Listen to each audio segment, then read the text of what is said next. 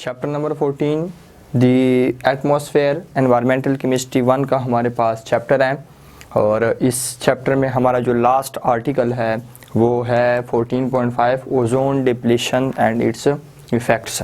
सो इस टॉपिक में first of all हमने ओजोन का इंट्रोडक्शन पढ़ना है कि ओजोन हमारे पास क्या चीज़ है, फिर हम इसके इम्पोर्टेंस को भी देखते हैं कि हमारे लिए ओजोन की क्या इम्पोर्टेंस है, क्या फंक्शन है, फिर इसकी हम डिप्लीशन की तरफ भी जाएंगे। इसके डिप्लीशन के हम बहस करेंगे कि कैसे हमारे पास ओजोन लेयर जो है वो डिप्लेट होती है।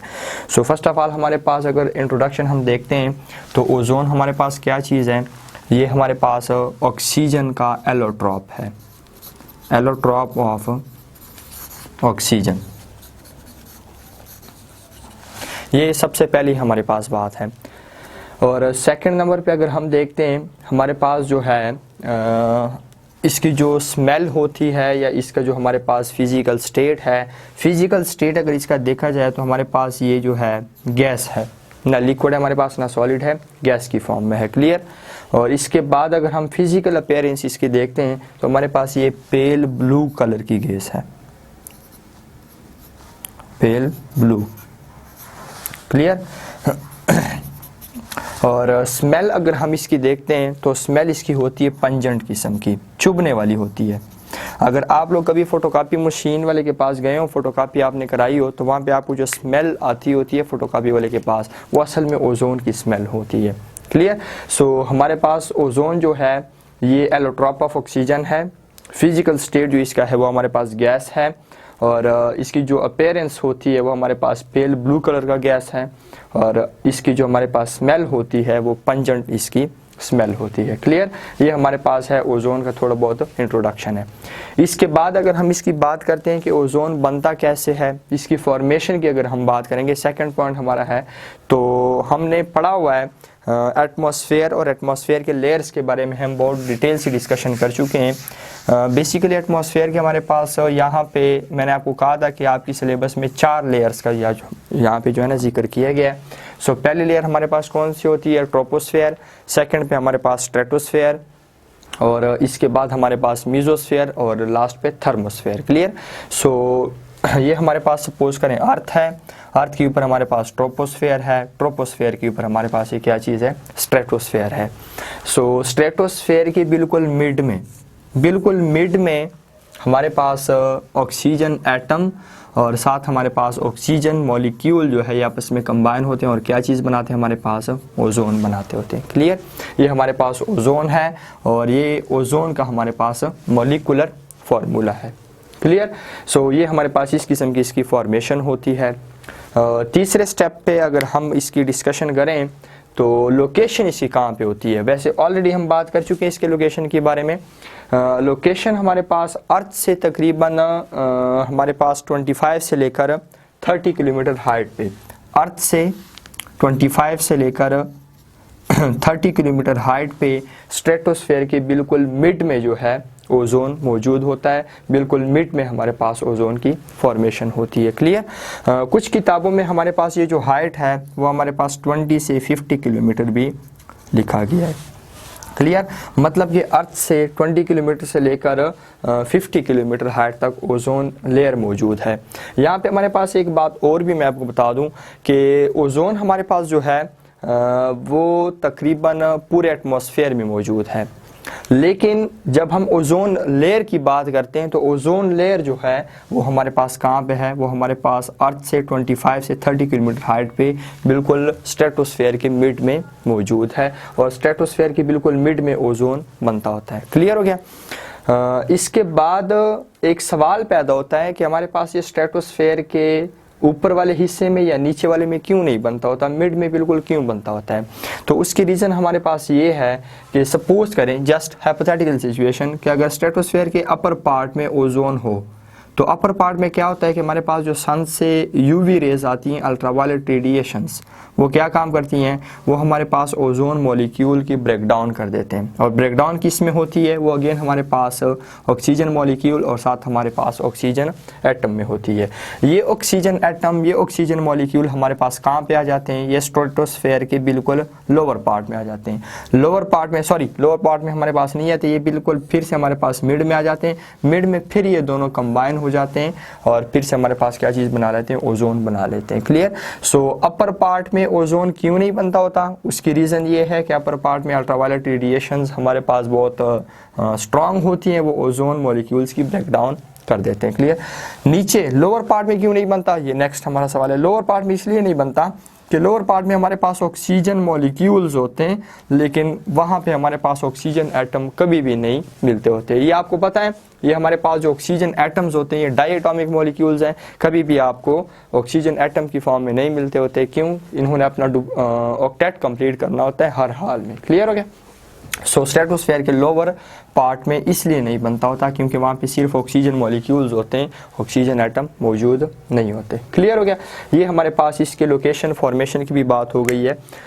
इसके बाद अगर हम बात करें ग्राउंड लेवल पे, वैसे ओजोन जो है इसको टॉक्सिक कंसीडर किया जाता है और इसको डेंजरस कंसीडर किया जाता है, लेकिन अगर इसकी कंसंट्रेशन 100 पार्ट्स पर मिलियन से इंक्रीज हो जाए तो इसको टॉक्सिक कंसीडर करते होते हैं। क्लियर। ये फिर हमारे पास जहरीला बन जाता है हमारे लिए।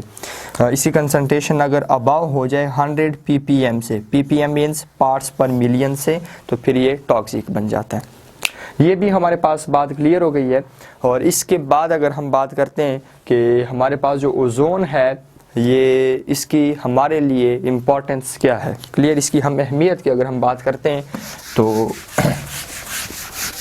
पहले भी इसके बारे में हम बहुत डिटेल से बात कर चुके हैं।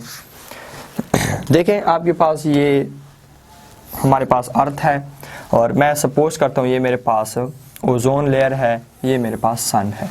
हमने पहले बात की थी कि सन से हमारे पास बहुत ख़तरनाक किस्म की कुछ रेडिएशंस आती हैं, जिसमें से एक मैंने अल्ट्रावायलेट यूवी रेस का नाम लिया था, उसके बाद मैंने कॉस्मिक रेस का नाम लिया था, उसके बाद हमने डिस्कस किया हुआ था सोलर विंड को। क्लियर। सो हमारे पास जो ओजोन है स्ट्रेटोस्फेयर के बिल्कुल मिड में, ये एक जाइंट स्क्रीन का काम करता है, ये एक शील्ड का काम करता होता है। किसके लिए काम करता होता है, हमारे पास जो सन से अल्ट्रावायलेट रेडिएशंस आती हैं, कॉस्मिक रेज आते हैं, सोलर विंड आती है, ये जो हमारे पास होता है ओजोन इसको अपने अंदर एब्जॉर्ब करके इसको अपने अंदर फिल्टर आउट कर लेता है। Ozone ultraviolet radiations, cosmic rays, solar wind को अर्थ तक नहीं पहुंचने देते। क्लियर। अगर इन केस ओजोन लेयर जो है वो अल्ट्रावायलेट रेडिएशंस, कॉस्मिक रे, सोलर विंड को अपने अंदर फिल्टर ना करे, एब्जॉर्ब ना करे और ये अर्थ तक पहुंच जाए, तो इसका नुकसान क्या होता है इन चीज़ों का। ये फर्स्ट ऑफ ऑल हमारे पास जो काम करते होते हैं ये इन्फेक्शियस डिजीज़ को भी कॉज करते हैं, जैसे कि हमारे पास मलेरिया है। क्लियर। सेकंड नंबर पे जो बहुत डेंजरस इफेक्ट है इसका, वो हमारे पास स्किन कार्सिनोमा मीन्स के स्किन कैंसर को भी कॉज करते होते हैं। और तीसरे नंबर पे हमारे पास जेनेटिक म्यूटेशंस जो है, ये भी हमारे पास अल्ट्रावायलेट रेडिएशंस का सारा काम है, जेनेटिक म्यूटेशंस। और एक और हमारे पास इसका जो इफ़ेक्ट है आई प्रॉब्लम्स, ये भी अल्ट्रावायलेट रेडिएशंस का सारा काम है। क्लियर। सो हमारे पास जो इम्पोर्टेंस है, जो फंक्शन है ओजोन का और हमारे लिए इसके फ़ायदे वाला काम जो है वो ये है कि ओजोन क्या काम करता है, ultraviolet radiations, cosmic rays, solar wind को अपने अंदर एब्जॉर्ब कर लेता है, अपने अंदर फिल्टर आउट कर लेता है। ये एक स्क्रीन, जाइंट स्क्रीन शील्ड का काम करता होता है। और इसकी जो डिटेक्शन है 1889 में इसको डिटेक्ट किया गया था। डिटेक्ट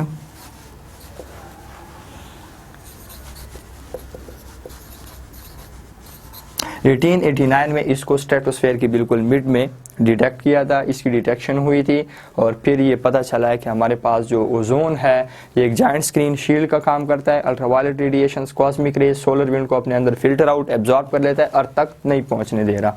इन केस अगर अर्थ तक ये पहुंच जाए तो हमारे पास ये इस किस्म के जो प्रॉब्लम्स हैं इनको ये क्रिएट करता होता है। इसके अलावा और भी इसके इफ़ेक्ट्स हैं, वो हमारे पास जो इफ़ेक्ट्स आते हैं इसके बाद उसमें आपने खुद इसको मज़ीद देख लेना है। क्लियर। इसके बाद हमारे पास इसका अगर बात की जाए तो हमारे पास ओजोन लेयर की डिप्लेशन कैसे होती है, कैसे ये हमारे पास डिप्लेट होता है, इस पे हम बात करते हैं अभी।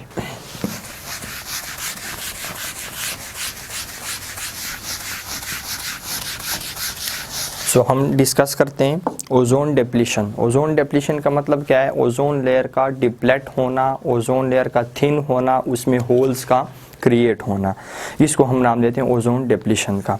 Show cause of ozone depletion जो है ये क्या है हमारे पास?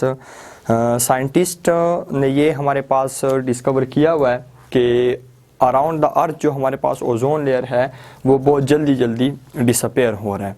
और फिर उन्होंने ये भी डिस्कवरी की है कि जो हमारे पास ओजोन लेयर है उसके डिप्लीशन की, उसके डिसअपेयरिंग की जो मेन कॉजेज़ हैं वो क्या चीज़ हैं? वो हमारे पास क्लोरोफ्लोरोकार्बन्स हैं। क्लियर? जिसको हम नॉर्मली CFCs का नाम देते हैं, क्लोरोफ्लोरोकार्बन्स। साइंटिस्ट ने ये डिस्कवर किया हुआ है कि डिप्लीशन ऑफ ओजोन लेयर की जो मेन कॉजेज़ हैं वो हमारे पास क्लोरोफ्लोरोकार्बन्स हैं, जिसको नॉर्मली हम CFCs का नाम देते होते हैं। अब ये CFCs क्या होते हैं? ये हमारे पास कंपाउंड्स हैं, और ये कौन से कंपाउंड है जिसमें सिर्फ कार्बन, फ्लोरीन और क्लोरीन के एटम्स होते हैं, इनके अलावा और कोई इसमें एटम्स मौजूद नहीं होते। क्लियर? अब ये जो क्लोरोफ्लोरोकार्बन्स हैं इसका काम क्या होता है? बेसिकली क्लोरोफ्लोरोकार्बन्स जो है इसको यूज़ किया जाता है, रेफ्रिजरेटर्स हो गए, एयर कंडीशंस हो गए, इन जैसे आइटम्स में इनको यूज़ किया जाता है एज अ कूलिंग एजेंट के तौर पे। कूलिंग को प्रोड्यूस करने के लिए, कूलिंग को क्रिएट करने के लिए इसको यूज़ किया जाता है refrigerators, air conditions, aerosol spray वगैरह में। क्लियर? सो अब ये जो हमारे पास क्लोरोफ्लोरोकार्बन्स होते हैं ये काम क्या करते हैं? ये अगर इन आइटम से बाय एनी मीन्स रिलीज़ हो जाते हैं, सपोज करें हमारे पास एयर कंडीशन से या फिर फ्रिज वगैरह से, ये जो क्लोरोफ्लोरोकार्बन्स हैं, CFCs हैं, ये बाय एनी मीन हमारे पास वहाँ से रिलीज़ हो जाते हैं, तो ये जो हमारे पास CFCs होते हैं ये कहाँ पे पहुँच जाते हैं? ये हमारे पास फ़ौरन जाते हैं स्ट्रेटोस्फेयर में, ओजोन के पास ये हमारे पास पहुँच जाते हैं। जब ये हमारे पास ओजोन के पास पहुँच जाते हैं, वहाँ पर जाके इसका काम क्या होता है? सपोज करें हमारे पास एक क्लोरोफ्लोरोकार्बन है, मैं यहाँ पे आपको रिएक्शन से दिखा देता हूँ।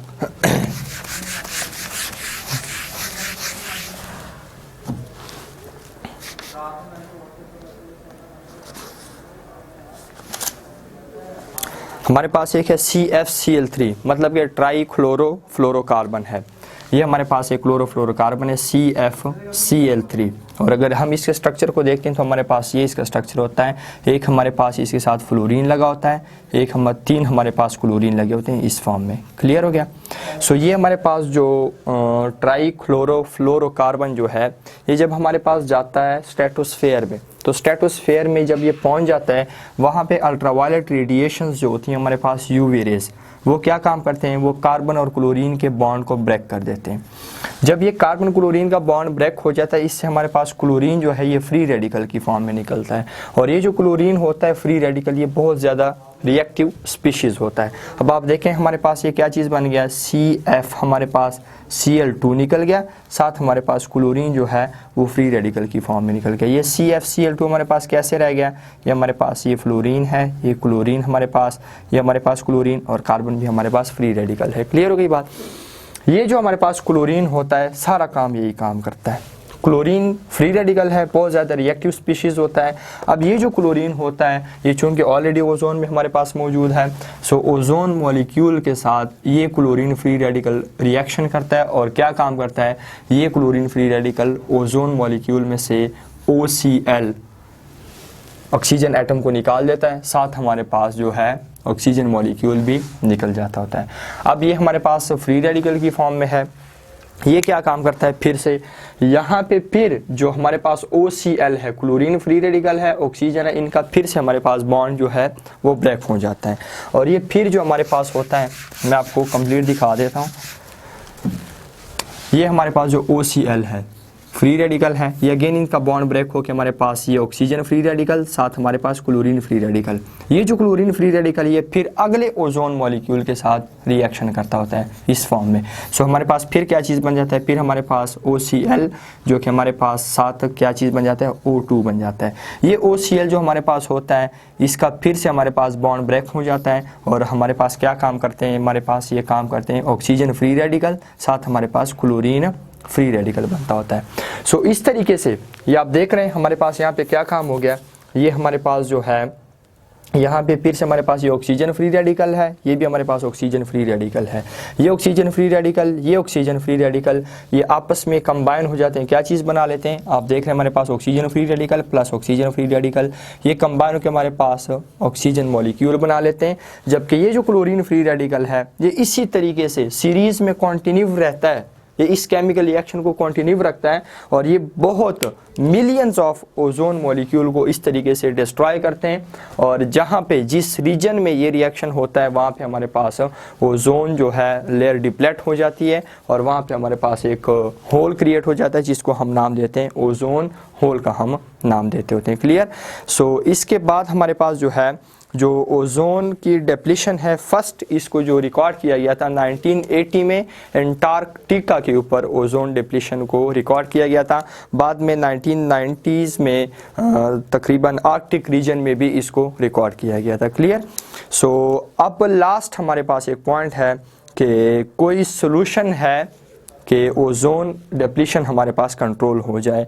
सो इसके लिए बेसिक सोल्यूशन तो यही है कि हमारे पास जो CFCs हैं इसके यूज़ को बैन किया गया है बहुत सारे कंट्रीज़ में। और 1992 में जो है ना एक international agreement was reached for a complete ban on the release of CFCs by 1996। Clear. और आजकल बहुत सारे कंट्रीज़ ने CFCs के जो हमारे पास यूज़ है उसको बैन किया गया, वहाँ पे CFCs को यूज़ नहीं किया जाता। लेकिन यहाँ पे एक बात मैं आपको और बता दूँ कि अगर आप CFCs के यूज़ को बैन करते हैं, जो कि आजकल हो भी चुका है, CFCs को आजकल यूज़ नहीं किया जाता होता। सो ऑलरेडी जो CFCs एटमॉस्फेयर में पहुंच चुके हैं, अभी तक उन ऑलरेडी CFCs जो कि एटमॉस्फेयर में, उनकी वजह से ओजोन डिप्लीशन जारी है। आपने जो बैन किया है वो तो ठीक है, कोई बात नहीं है, प्रिकॉशनरी एक मैयर है वो हमने कर लिया है, लेकिन ऑलरेडी जो CFCs पहुंच चुके हैं एटमॉस्फेयर में वो अभी तक भी ओजोन को डिप्लेट कर रहे हैं। सो इट्स ऑल अबाउट हमारे पास ओजोन डिप्लीशन और इसके इफ़ेक्ट्स को आप देख लें। कोई इसमें मज़ीद मसला हुआ आप कमेंट कर लीजिएगा, इंशाल्लाह हम इस पर मज़ीद बहस कर लेंगे।